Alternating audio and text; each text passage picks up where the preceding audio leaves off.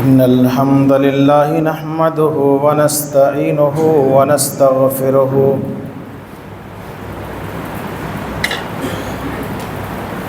ونعوذ بالله من شرور أنفسنا ومن سيئات أعمالنا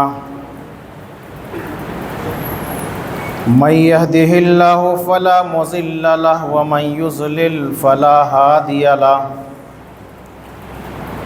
وأشهد أن لا إله إلا الله وأشهد أن محمدا عبده ورسوله يا أيها الذين آمنوا اتقوا الله حق تقاته ولا تموتن إلا وأنتم مسلمون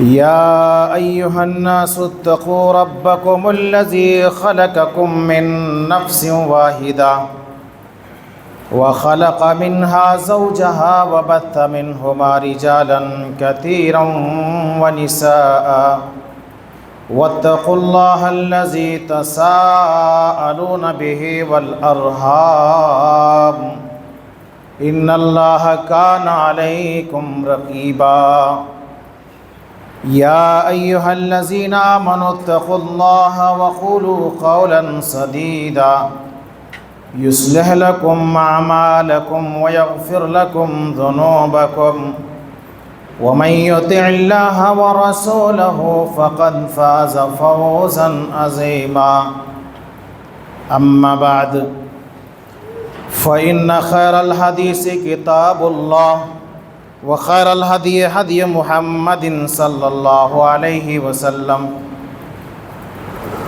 وشر الأمور محدثاتها وكل محدثة بدعة وكل بدعة ضلالة وكل ضلالة في النار فقد قال الله تعالى في القرآن المجيد أعوذ بالله من الشيطان الرجيم والفجر وليال عشر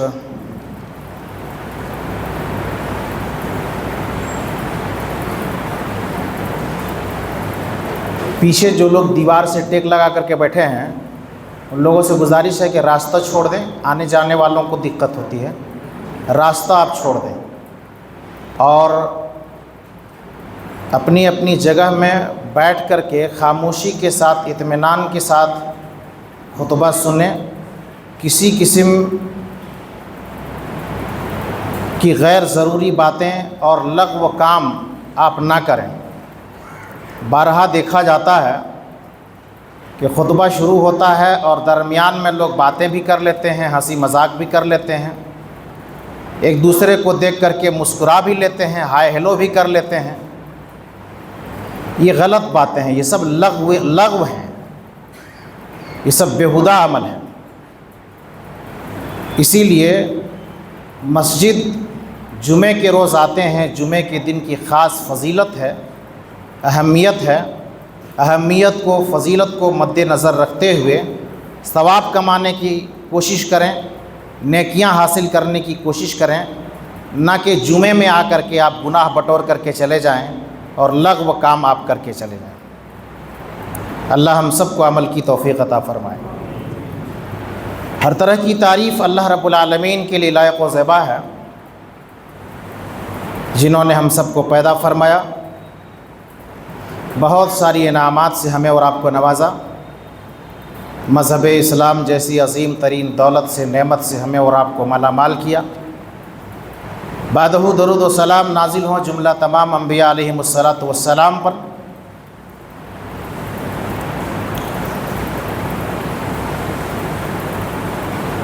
خطبہ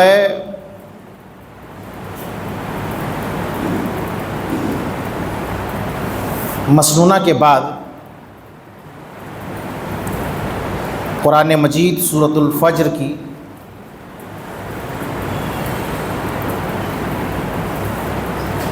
دو آیتیں آپ کے سامنے رکھی گئی ہیں۔ موقع اور محل کے اعتبار سے آج کے خطبہ جمعہ میں جو اہم موضوع ہے وہ ہے عشرۂ ذی الحجہ کی فضیلت۔ اس موضوع کا انتخاب اس موقع پر اس لیے کیا گیا ہے کیونکہ آج ذی القعدہ کی 29ویں تاریخ ہے۔ غالب گمان یہی ہے کہ آج 29 کا چاند ہو جائے اور کل سے یکم ذی الحجہ 1 ذی الحجہ شروعات ہو جائے، اور ذی الحجہ کے مہینے کی اسلام کے اندر بہت زیادہ اہمیت ہے، بہت زیادہ فضیلت ہے۔ عام طور پر ذی الحجہ کے مہینے کی فضیلت سے ہم اور آپ کوسوں دور رہتے ہیں۔ ہماری اور آپ کی نگاہ میں کوئی قدر و منزلت نہیں ہوتی ہے، جبکہ اسلام کے اندر جو 12 مہینے ہیں، 12 مہینوں میں سے 4 حرمت اور ادب کے ہیں، ادب و احترام والے مہینے ہیں۔ ان میں سے ایک مہینہ ذی الحجہ کا ہے۔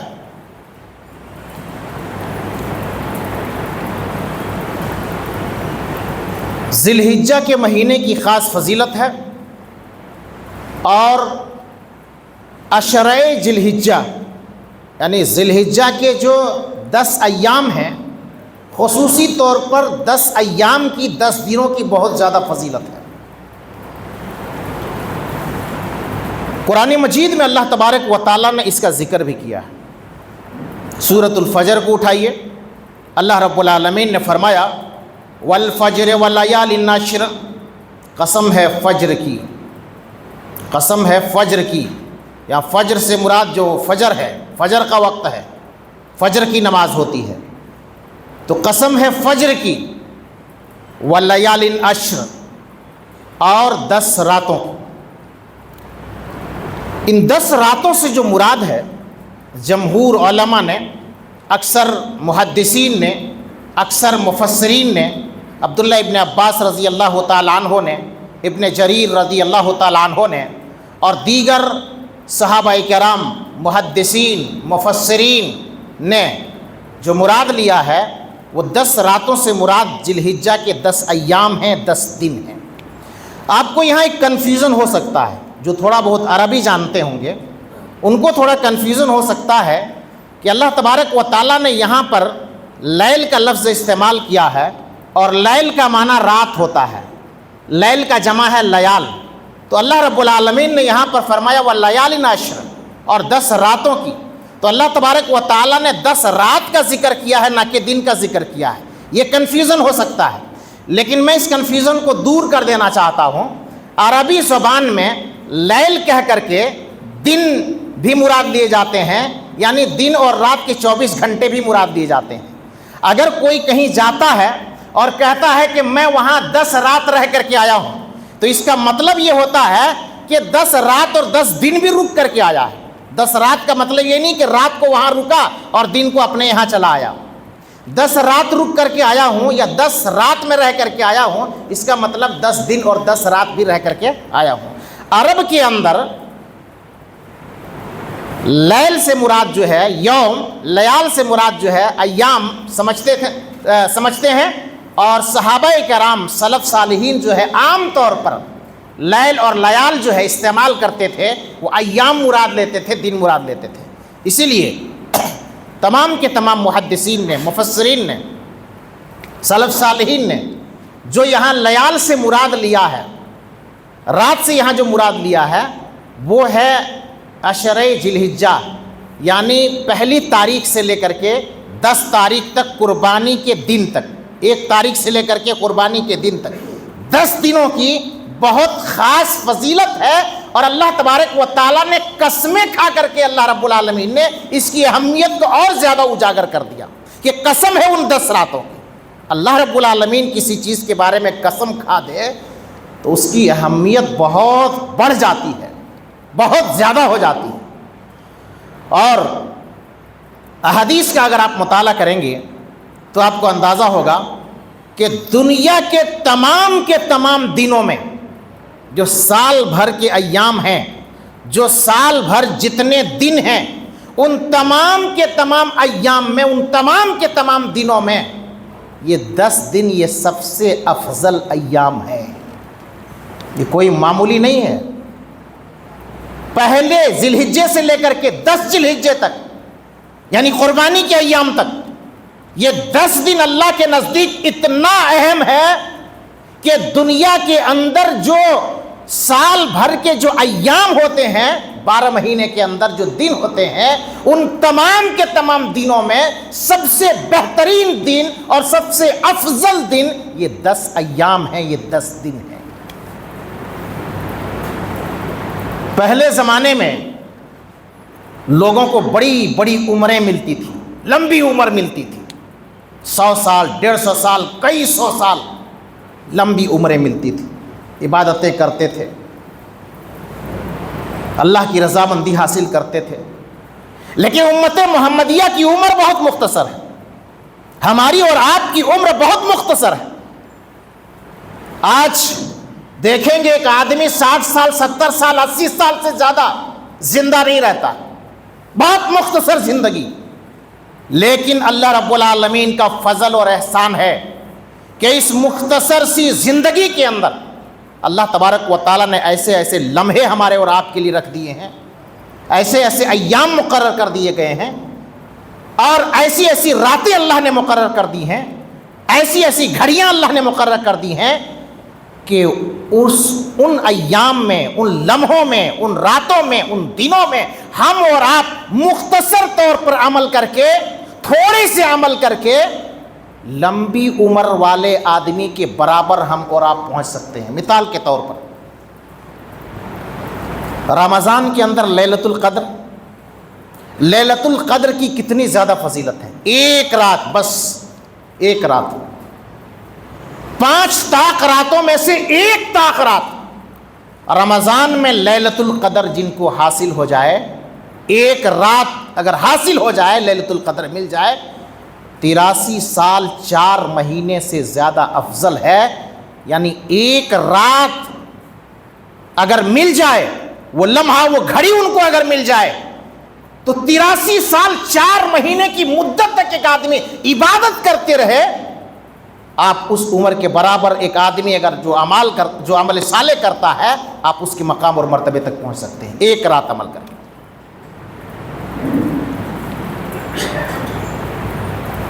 نفلی روزے ہیں، رمضان کے روزے رکھنے کے بعد اگر کوئی شوال کے 6 روزے رکھ لیتا ہے، فرض روزہ رکھنے کے بعد، رمضان کا روزہ رکھنے کے بعد، سال بھر مسلسل روزے رکھنے کے انہیں ثواب اللہ رب العالمین عطا کرتا ہے، 6 روزے رکھنے سے۔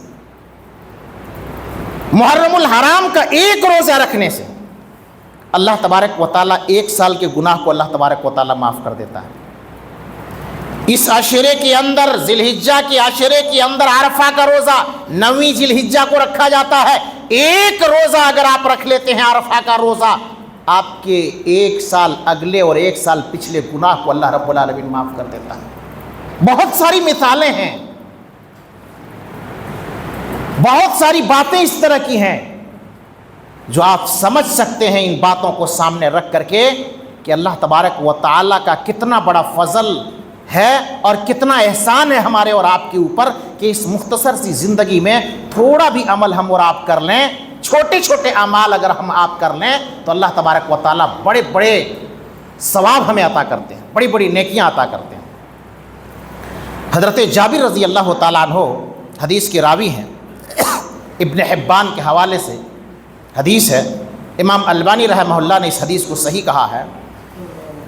اللہ کے نبی صلی اللہ علیہ وسلم نے فرمایا افضل ایام الدنیا، دنیا کے اندر جو افضل ایام ہیں، جو سب سے بہترین دن ہیں، ایام العشر، وہ 10 دن ہیں، یہ عشر ذی الحجہ کی، یعنی عشر ذی الحجہ، ذی الحجہ کے 10 دن یہ سال بھر میں سب سے اچھے دن ہے، سب سے افضل دن ہے۔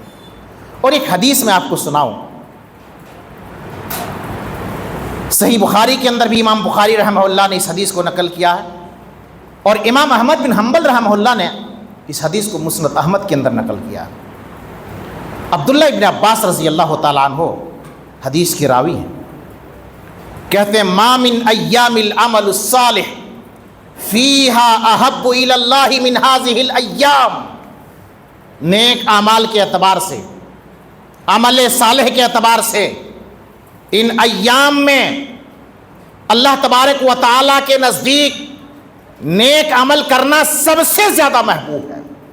ان 10 دنوں کے اندر اگر کوئی نیک عمل کرتا ہے، کوئی اچھا عمل کرتا ہے، اللہ کو راضی کرنے کی کوشش کرتا ہے، تو اللہ تبارک و تعالیٰ کو ان دنوں میں عمل صالح کرنا، ان دنوں میں نیک عمل کرنا، یہ اللہ تبارک و تعالیٰ کے نزدیک سب سے زیادہ محبوب عمل ہے، سب سے زیادہ محبوب عمل ہے۔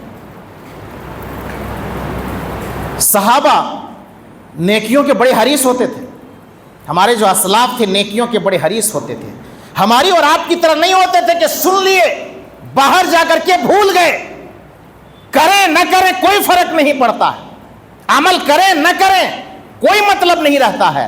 لیکن صحابہ ایسے نہیں تھے، سلف صالحین ایسے نہیں تھے۔ یا رسول اللہ صلی اللہ علیہ وسلم ولل جہاد فی سبیل اللہ، ہمیں سمجھائیے، ہمیں بتائیے اے اللہ کے رسول صلی اللہ علیہ وسلم، جہاد تو اللہ کے نزدیک تو بہت بڑا عمل ہے، بہت بڑا عمل ہے جہاد۔ جہاد میں جا کر کے ایک آدمی مر جاتا ہے، کٹ جاتا ہے، کبھی کبھی غازی بن کر کے واپس لوٹتا ہے۔ جہاد میں آدمی اپنی جان کو ہتھیلی میں لے کر کے جا کر کے لڑائی کرتا ہے اور جنگ اور جدال کرتا ہے۔ اللہ کے رسول صلی اللہ علیہ وسلم کیا جہاد سے بھی زیادہ بڑھ کر کے ان 10 دنوں کی زیادہ فضیلت ہے؟ رسول اکرم صلی اللہ علیہ وسلم نے فرمایا قال ولل جہاد فی سبیل اللہ، کہاں جہاد سے بھی بڑھ کر کے، جہاد کی بھی اتنی بڑی فضیلت نہیں ہے، جہاد سے بڑھ کر کے ان 10 دنوں کی فضیلت ہے۔ اللہ اکبر۔ لیکن اللہ کے رسول صلی اللہ علیہ وسلم نے واضح کیا کہ الا رجل خرج بنفسه وماله ثم لم يرجع من ذلك بشيء، لیکن ایک آدمی اگر جنگ میں جاتا ہے، جہاد میں جاتا ہے، اور جا کر کے نہ اپنی جان کو لے کر کے واپس آتا ہے، نہ مال کو لے کر کے واپس آتا ہے، اور وہ قتل ہو جاتا ہے، اللہ کی راہ میں شہید ہو جاتا ہے، تو پھر اس کا مقام زیادہ ہوتا ہے، اس کا مرتبہ زیادہ ہوتا ہے۔ لیکن ایک آدمی لڑائی کرتا ہے، ایک آدمی جنگ کرتا ہے، دشمنوں کو مار کر کے ختم کر دیتا ہے، اور وہ اللہ کو راضی کرتے ہوئے غازی بن کر کے واپس لوٹتا ہے، فتح حاصل کر کے واپس لوٹتا ہے، تو اس سے بھی زیادہ فضیلت ان 10 دنوں کی ہے۔ مسلمانوں، یہ 10 دن ہماری اور آپ کی کیسی غفلت کی گزرتی ہے، ذرا امتحان لیجئے گا اور اپنے نفس کا محاسبہ کیجئے گا۔ بہت اہم ہے، بڑا اہم مسئلہ ہے۔ اور سلف صالحین جو تھے، ہمارے جو اسلاف تھے، صحابہ کرام سلف صالحین، وہ 3 عشروں میں، جو 3 عشرے ہوتے ہیں، وہ 3 عشروں میں بڑی محنت کرتے تھے، 3 عشروں میں بڑی محنت کرتے تھے۔ کون کون کا عشرہ؟ رمضان کا جو آخری عشرہ ہوتا تھا، بڑی محنت کرتے تھے۔ کیوں؟ اللہ کے رسول صلی اللہ علیہ وسلم آخری عشرے میں اتنی محنت کرتے تھے کہ کمر کس لیتے تھے، اپنے گھر والوں کو بھی کہتے تھے کہ کمر کس لو، اور محنت کرتے تھے۔ ہمارے صحابہ کرام سلف صالحین بھی خوب محنت کرتے تھے، خوب مشقت کرتے تھے۔ اور اسی طریقے سے رمضان المبارک کا پہلا عشرہ جو 10 دن ہوتا ہے، یہ محرم الحرام کا پہلا عشرہ، محرم کے مہینے کا پہلا عشرہ، اس عشرے میں بھی اسلاف خوب محنت کرتے تھے، چونکہ اس عشرے کی بھی فضیلت ہے۔ اور اس ذی الحجہ کے عشرے میں صحابہ کرام سلف صالحین خوب محنت کرتے تھے اور خوب عبادتیں کرتے تھے۔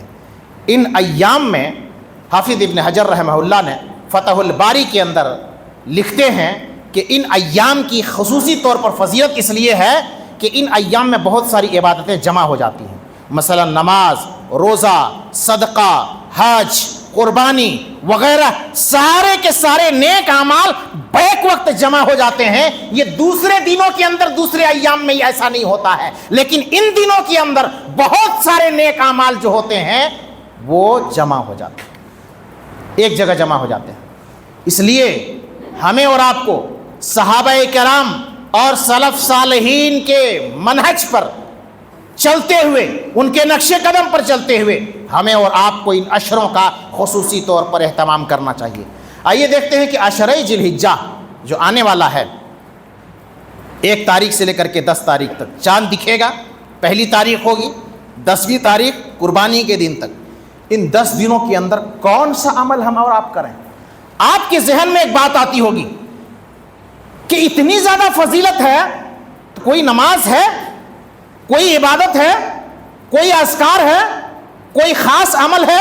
کوئی خاص عمل نہیں ہے، کوئی خاص عبادت نہیں ہے، کوئی خاص روزہ نہیں ہے.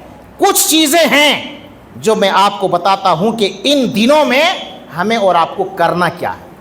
عشرہ ذی الحجہ کے مستحب اعمال کیا ہے؟ عشرہ ذی الحجہ میں، ذی الحجہ کی جیسے شروعات ہوتی ہے 8ویں تاریخ کو، 8ویں ذی الحجہ سے حج شروع ہو جاتا ہے.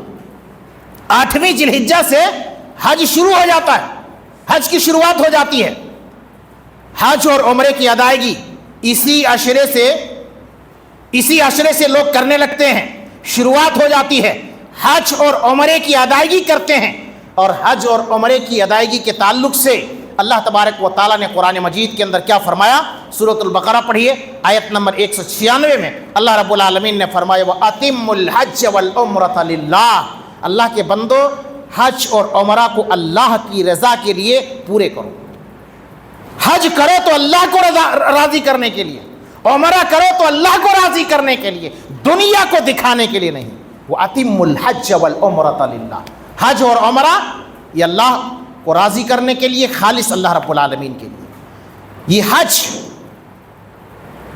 اللہ تبارک و تعالیٰ کے نزدیک ان ایام میں سب سے افضل عمل ہے، سب سے بہترین عمل ہے.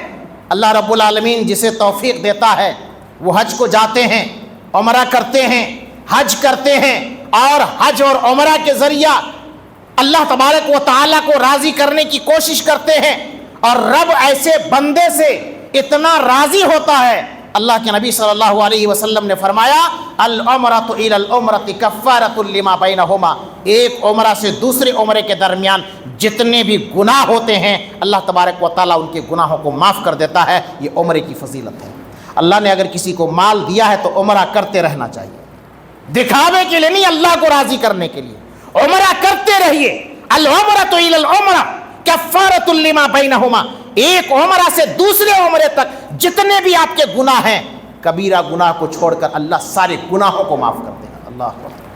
والحج المبرور لیس لہ جزاء الا الجنہ، اور حج مبرور، اگر آپ حج کرتے ہیں، آپ کا پیسہ صحیح ہے، آپ کا پیسہ حلال ہے، آپ نے کسی کا حق نہیں مارا ہے، بہنوں کا حق نہیں مارا ہے، بھائیوں کا حق نہیں مارا ہے، کسی اور کا حق نہیں مارا ہے، اور صحیح طریقے سے کتاب و سنت کی روشنی میں اگر آپ نے حج کیا، کسی قسم کا فسق و فجور اور گناہ والا کام آپ نے نہ کیا، اور آپ کا حج مبرور ہو گیا، حج مقبول ہو گیا، تو اللہ کے نبی صلی اللہ علیہ وسلم نے فرمایا الحج المبرور لیس لہ جزاء الا الجنہ، حج مبرور اور حج مقبول کا بدلہ سوائے جنت کے کچھ نہیں ہوتا ہے. اللہ اکبر.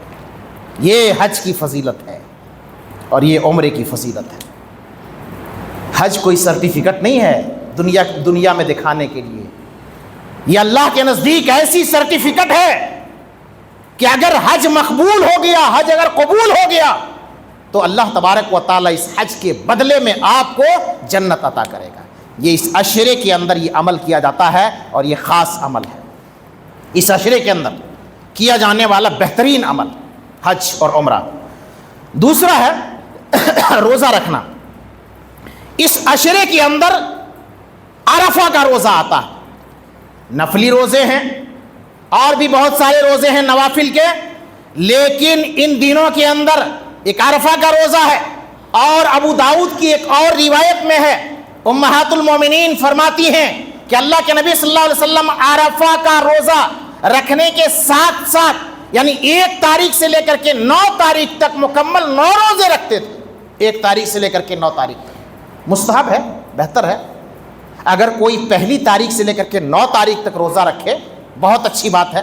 اور روزہ اللہ کے نزدیک بہت محبوب عمل ہے، بہت پسندیدہ عمل ہے، بہت پسندیدہ عمل ہے۔ بخاری کی روایت ہے کہ اگر کوئی روزہ رکھتا ہے، 1 روزہ رکھتا ہے، نفلی روزہ، 1 روزہ، فرض روزے کی بات ہی نہیں، نفلی روزہ 1 روزہ رکھتا ہے، اس 1 روزے کے بدلے اللہ تبارک و تعالی جہنم سے 70 سال کی مسافت کی دوری میں اللہ رب العالمین اس کو رکھے گا، یعنی جہنم میں اللہ اس کو داخل ہونے نہیں دے گا۔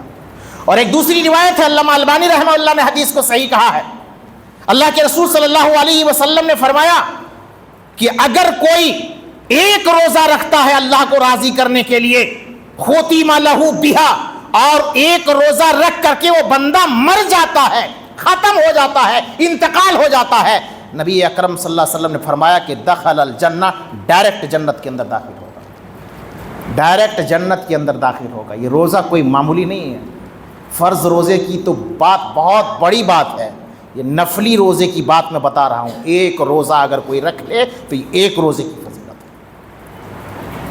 تو 1 سے 9 تک مستحب ہے، 1 سے 9 تک نہیں رکھتے ہیں تو 1 روزہ رکھنا کم سے کم مسنون عمل ہے۔ عرفہ کا روزہ یعنی 9ویں تاریخ کا روزہ قربانی سے 1 دن پہلے عرفہ کا روزہ کہلاتا ہے۔ جہاں آدمی ہو اپنے اپنے ملک کے اعتبار سے، رویت کے اعتبار سے 9ویں تاریخ کو، 9ویں ذی الحجہ کو روزہ رکھے، اسی روزے کو عرفہ کا روزہ کہتے ہیں۔ 9ویں ذی الحجہ کے روزے کو، اس روزے کی فضیلت کے بارے میں نبی صلی اللہ علیہ وسلم سے پوچھا گیا، یا رسول اللہ اس روزہ کو رکھنے سے کیا ملے گا؟ نبی صلی اللہ علیہ وسلم نے فرمایا یکفر السنۃ الماضیہ والباقیہ، 1 سال پچھلے اور 1 سال آئندہ گناہ کو اللہ تبارک و تعالیٰ معاف کر دے گا۔ 1 سال گزرا ہوا اور 1 سال آنے والا، ایڈوانس میں اللہ آپ کے گناہ کی گارنٹی دیتا ہے کہ معاف کر دے گا۔ اتنی بڑی فضیلت ہے اس عشرے کی، اور اسی عشرے میں یہ روزہ پایا جاتا ہے، عرفہ کا روزہ۔ اللہ توفیق دے تو رکھنا چاہیے، بچوں کو رکھوانا چاہیے، عورتوں کو رکھوانا چاہیے، اور اس سنت پر عمل کر کے ہمیں اور آپ کو رب کی رضامندی حاصل کرنی چاہیے۔ اسی طریقے سے اس عشرے کے اندر نماز بھی آ جاتے ہیں، فرائض کا اہتمام تو کرنا ہی کرنا ہے۔ یہاں پر سب سے بڑا مسئلہ تو یہ ہے کہ آدمی نماز نہیں پڑھتا ہے، آدمی نماز نہیں پڑھتا ہے، لیکن جی جان لگا کر کے قربانی کرے گا، بندہ قربانی کرے گا۔ اکثر علماء نے، یہاں تک کہ عرب کے علماء نے بھی، اور علماء عرب کے اکثر علماء نے یہ فتویٰ دیا کہ اگر کوئی بے نمازی ہے تو ان کی قربانی قبول نہیں ہوگی۔ کوئی بے نمازی ہے، نماز نہیں پڑھتا ہے، ہمیشہ وہ نماز کو ترک کرتا ہے، چھوڑتا ہے، نماز کا وہ پابند نہیں ہے، قربانی کرتا ہے، تو ایسے لوگوں کی قربانی اللہ کے ہاں قابل قبول نہیں ہے۔ جو لوگ حصہ لے کر کے قربانی کرتے ہیں، ایسے لوگوں سے تو میں کہوں گا کہ بے نمازی کو اپنے جانور میں حصہ نہ لینے دیں، بے نمازی کی قربانی قبول نہیں ہوتی ہے۔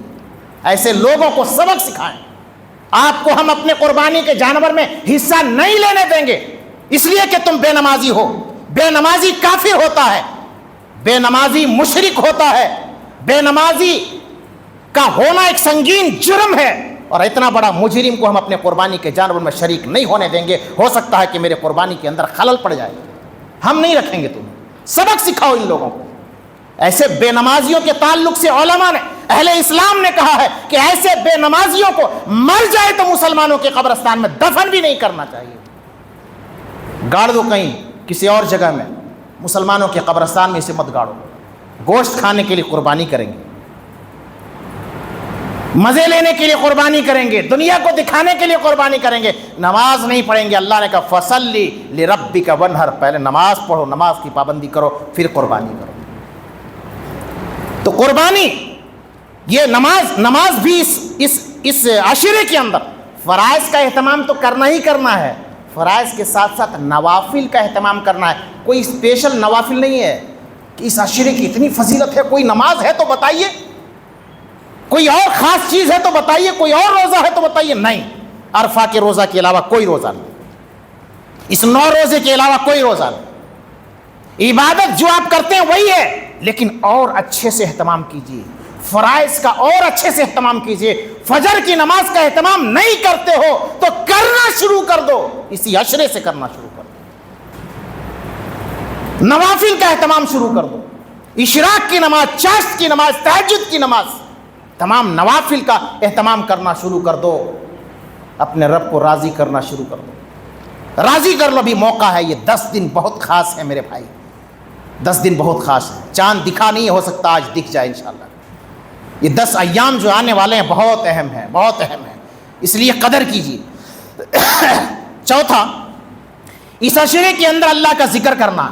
کیا کرنا ہے؟ اللہ کا ذکر کرنا ہے. کیا ذکر کرنا ہے؟ جیسے یہ عشرہ آ جائے، داخل ہو جائے 1 تاریخ سے، مسند احمد کے حوالے سے اللہ کے نبی صلی اللہ علیہ وسلم نے فرمایا فَاكْثِرُوا فِيهِنَّ مِنَ التَّهْلِيلِ وَالتَّكْبِيرِ وَالتَّحْمِيدِ. کثرت سے تکبیر پڑھو، اللہ اکبر، اللہ اکبر، اللہ اکبر، لا الہ الا اللہ، واللہ اکبر، اللہ اکبر، وللہ الحمد. کثرت سے شروع کر دو پڑھنا.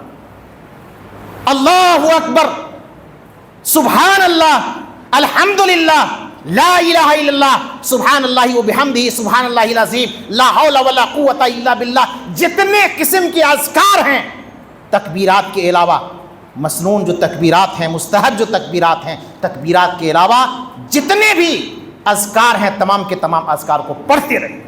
دکان میں بیٹھے ہو تو موبائل کنارے کیجئے، موبائل کو چلانا کم کیجئے، اور فرصت کے لمحے میں اذکار کرتے رہیے. رب کو راضی کر لیجئے ان 10 دنوں کے اندر، ان ایام کے اندر، ان لمحوں کے اندر. بڑا اہم ہے. صحابہ کرام، اللہ اکبر، امام بخاری رحمہ اللہ نے نقل کیا ہے صحیح بخاری کے اندر، صحابہ کرام حضرت عبداللہ ابن عمر، حضرت ابو ہریرہ جب نکلتے تھے یخرجان الی السوق، حدیث کے الفاظ ہیں کہ جب بازار کی طرف نکلتے تھے تو ان عشرے میں وہ زور سے تکبیر کہتے تھے، اللہ اکبر، اللہ اکبر، اللہ اکبر، اللہ اکبر، لا الہ الا اللہ، واللہ اکبر، اللہ اکبر، وللہ الحمد، سبحان اللہ والحمدللہ. اس طرح کے تکبیرات، تسبیحات زور سے کہنے لگتے تھے. اور بازار والے جب سنتے تھے اللہ اکبر، ہم اور آپ ہوتے ہیں تو دوسروں کا مذاق اڑاتے ہیں. صحابہ ان کو دیکھ کر کے خود پڑھنے لگتے تھے، زور زور سے پڑھنے لگتے تھے، زور سے پڑھنے لگتے تھے. تو یہ صحابہ کرام کا طرز عمل تھا، یہ صحابہ کرام کا طرز عمل تھا. اسی طریقے سے خصوصی طور پر عرفہ کے دن سے لے کر کے، یوم عرفہ کی نماز فجر سے لے کر کے، یوم عرفہ یعنی 9ویں تاریخ سے لے کر کے، 9ویں تاریخ سے لے کر کے 13 ذی الحجہ تک، 9، 10، 11، 12، 13 یعنی ٹوٹل 5 دنوں تک خصوصی طور پر صحابہ کرام خصوصی طور پر تکبیر، تسبیح، تحلیل، ذکر و اذکار کا اور بھی اہتمام کرتے تھے. یہاں تک کہ نمازوں کے بعد بھی وہ پڑھا کرتے تھے، اور کبھی کبھار زور سے بھی پڑھ دیتے تھے. یہاں پر ایک غلطی کیا ہوتی ہے نماز کے بعد پڑھنے پر، کہ نماز کے بعد سلام پھیرتا ہے عرفہ کے دن سے، یوم العرفہ کی فجر سے لوگ نماز سلام پھیرا کہ اللہ اکبر شروع ہو جاتے ہیں. ایسا نہیں ہے. سلام پھیرنے کے بعد جو نماز کے بعد اذکار پڑھتے ہیں، ان اذکار کو پڑھنے کے بعد، اس کے بعد آپ پڑھیے اللہ اکبر، اللہ اکبر، اللہ اکبر، لا الہ الا اللہ، واللہ اکبر، اللہ اکبر، وللہ الحمد، سبحان اللہ، الحمدللہ، اللہ اکبر، جو بھی پڑھنا ہے تکبیرات پڑھیے. یہ ہے پڑھنے کا طریقہ نماز کا. اکثر مسجدوں میں دیکھیے سلام پھیرا شروع ہو جاتے ہیں اللہ اکبر. یہ غلط طریقہ ہے. پہلے مسنون اذکار جو نماز کے مناسبت سے ہے اس کو پورا کرنا ہے، پھر اس کو بعد میں پڑھیے، آہستہ سے پڑھ لیجیے، کبھی کبھار زور سے بھی پڑھ لیجیے، یہ آپ کے لیے ہے. تو ان ایام میں ہمیں اور آپ کو کرنا ہے. اسی طریقے سے صدقہ بھی اللہ کے نزدیک محبوب عمل ہے، صدقہ بھی کریں. انسان سوچتا ہے صدقہ کریں گے میرا مال کم ہو جائے گا. نبی نے گارنٹی دی ہے وما نقضت صدقۃ من المال، صدقہ کرو گے اللہ تمہارے مال کو گھٹائے گا نہیں، صدقہ کرنے سے اللہ تمہارے مال کو بڑھا دے گا. بہت سارے لوگ قربانی کرنے کی استطاعت رکھتے ہیں، لیکن جہاں قربانی آتا ہے 1000 بہانہ ان کے پاس، مولوی صاحب میرا قرضہ بہت ہے، کیسے ہوگا؟ میرے ساتھ یہ مجبوری، میرے ساتھ وہ مجبوری، ارادہ نہیں ان کا کرنے کا، سارا کام ان کا ہو رہا، قربانی نہیں ہو رہا۔ ایک حصہ قربانی کرنے کے لیے 10 مولوی سے فتویٰ پوچھے گا۔ نبی نے فرمایا کہ من وجد ساعتن، کسی کے پاس قربانی کرنے کی صلاحیت ہے، طاقت ہے اور قربانی نہیں کرتا ہے، کہہ دو ان کو کہ میرے عیدگاہ کے قریب نہیں آئے۔ یہ ڈانٹ ہے ان لوگوں کے لیے کہ قربانی کرنے کی استطاعت ہے تو کرنا ہے تمہیں۔ یہ سنت مؤکدہ ہے، ضروری ہے آپ کے لیے کہ آپ قربانی کرو۔ اور گھر والوں کی طرف سے ایک جانور بھی ہو جائے، ایک خصی یا ایک بکری بھی ہو جائے تو پورے گھر والوں کی طرف سے کافی ہو جاتا ہے۔ باقی اللہ تعالیٰ آپ کو اگر توفیق دیا ہے تو سب کی طرف سے آپ کریں، اللہ تعالیٰ اگر آپ کو توفیق دیا ہے تو کریں آپ سب کی طرف سے، بہتر ہے۔ تو اس عشرے کے اندر ایک عمل کیا ہے؟ قربانی کرنے کا۔ قربانی اللہ رب العالمین کے نزدیک بہت محبوب عمل ہے۔ اللہ نے فرمایا فَصَلِّ لِرَبِّكَ وَانْحَرْ، نماز پڑھیے اپنے رب کے لیے اور قربانی کیجئے۔ اور نماز اور قربانی اللہ سے قریب ہونے کا ایک بہترین ذریعہ ہے۔ نماز پڑھیے اور قربانی کیجئے، نمازی بنو اور وقت پر اللہ نے جب بولا ہے، حکم دیا ہے، قربانی کرو، اللہ کی رضامندی حاصل کرو، قربانی کرو۔ تو یہاں اللہ رب العالمین نے قربانی کرنے میں کو حکم دیا، اور اس عشرے کے اندر یہ قربانی کے ایام آتے ہیں، اور قربانی کے ایام میں اللہ کے نیک بندے جو ہوتے ہیں، متقی جو ہوتے ہیں، اللہ کی رضامندی کے لیے جانور خریدتے ہیں اور اپنی اپنی حیثیت اور اپنی اپنی بساط کے مطابق وہ قربانی کرتے ہیں۔ چند ضروری چیزیں میں آپ کو بتا کر کے رخصت ہو جاتا ہوں۔ ویسے ابھی جمعے کے بعد آپ کو ایک فولڈر دیا جائے گا جس میں بہت سارے مسائل ہیں، آپ اس کو پڑھ لیجئے گا، اس میں دعا وغیرہ بھی ہے، جس دعا کو پڑھ کر کے قربانی کی جاتی ہے۔ سرسری طور پر ایک دو چیز میں بتا دیتا ہوں، چونکہ میں نے کہا کہ آج 29 تاریخ ہے، غالب گمان یہ ہے کہ چاند نظر آ جائے، کل سعودی میں چاند ہو گیا ہے، اس لیے غالب گمان یہ ہے کہ آج چاند ہونے کا امکان ہے۔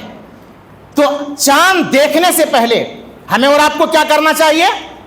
ناخن، بال اور غیر ضروری بال جتنے ہوتے ہیں، حجامت بنوانا ہے، بال کٹوانا ہے، ناخن ہے، غیر ضروری بال ہے، سب کو جن کے نام سے قربانی ہونا ہے پہلے سے حجامت بنوا لیں۔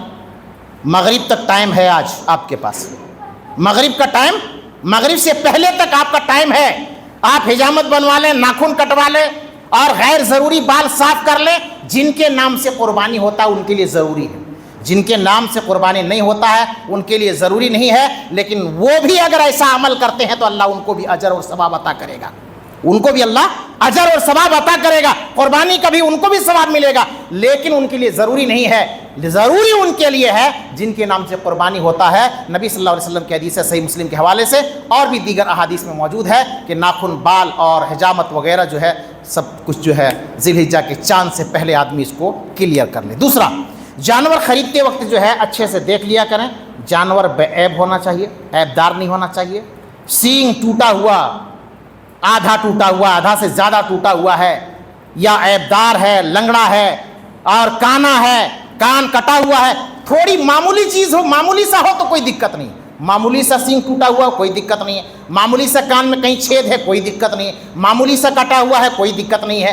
تو پورے طور پر کٹا ہوا ہو یا آدھا سے زیادہ کٹا ہوا ہو، بہت زیادہ پرابلم ہو، تو جو ہے اس طرح کا عیب دار جانور جو ہے خریدنا جائز نہیں ہے اور درست نہیں ہے ایسے جانور کی قربانی کرنا۔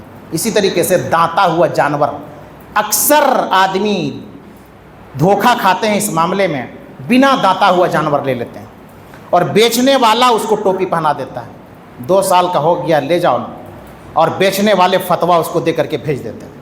ہم جانتے ہیں نا، بتا رہے ہیں نا آپ کو 2 سال کا ہے، 2.5 سال کے قربانی آپ کا ہو جائے گا، میں گارنٹی دیتا ہوں، جبکہ ایسا نہیں ہے۔ 2 سال، 2.5 سال، 3 سال یہ نہیں ہے۔ صحیح مسلم کی حدیث ہے لا تذبحوا الا مسنہ، جانور دانتا ہوا ہونا چاہیے۔ دانتا ہوا کہتے ہیں یہ سامنے والا دودھ کا جو دانت ہوتا ہے وہ دانت گرنے کے بعد نیا دانت نکلتا ہے، 2 دانت ہوتے ہیں، 4 دانت ہوتے ہیں، 6 دانت ہوتے ہیں، نیا دانت نکلتا ہے تو کم سے کم 2 دانت ہونا چاہیے، 2 دانت کا ہونا چاہیے، 4 دانت کا ہونا چاہیے، 6 دانت کا ہونا چاہیے، دانتا ہوا ہونا چاہیے۔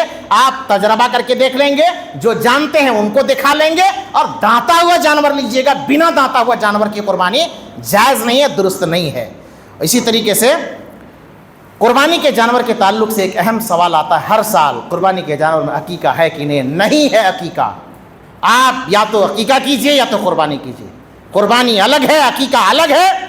کسی بھی حدیث کی کتاب کے اندر، کسی بھی حدیث کی کتاب کے اندر کوئی بھی کسی کو بھی میں کہہ رہا ہوں آپ دکھا دیں، کہیں بھی کسی حدیث کے اندر بھی یہ نہیں لکھا ہوا ہے کہ قربانی کے جانور میں عقیقہ جائز ہے. یہ بس بکواس ہے، قیاس ہے لوگوں کا کہ قربانی کر سکتے ہیں، عقیقہ کر سکتے ہیں، ایسا ہو جائے گا، ویسا ہو جائے گا، فلانا نے ایسے کہا، فلانا نے ایسے کہا. نہیں ہوگا.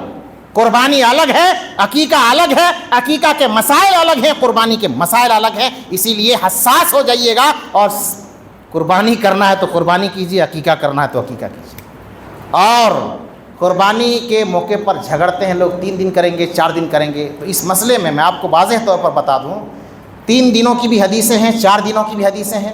کچھ علماء نے 3 دن والی روایت کو زیادہ فوکس کیا ہے، اور کچھ علماء نے 4 دن والے کو راجح قرار دیا ہے.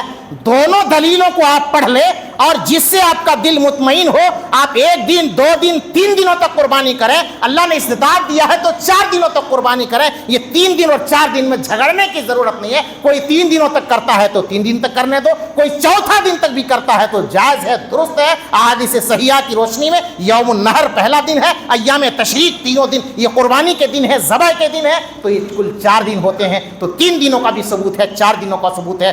دونوں پر آدمی عمل کر سکتا ہے. اس میں ہمیں اور آپ کو جھگڑنا نہیں چاہیے. ایک اور اہم مسئلہ میت کے نام سے قربانی کرنے کا مسئلہ آتا ہے. میت کے نام سے قربانی نہ دے کر کے آپ ان کے نام سے ڈائریکٹ صدقہ کریں، کوئی اختلاف نہیں ہے. میت کے جانب سے قربانی کرنے میں بہت اختلاف ہے، درست نہیں ہے. اسی لیے میت کے نام سے قربانی دینے سے بچیں، اور میت کے جانب سے آپ کو صدقہ کرنا ہے تو صدقہ کریں. اللہ رب العالمین سے دعا ہے کہ اللہ تبارک و تعالی ہم سب کو ان مسائل پر عملی جامہ پہنانے کی توفیق عطا فرمائے. عشرہ ذی الحجہ میں زیادہ سے زیادہ ہم سب کو محنت کرنے اور نیکیاں کمانے کی توفیق عطا فرمائے. آمین. تقبل یا رب العالمین. بارک اللہ لنا ولکم فی القرآن العظیم ونفعنا وإیاکم بالآیات.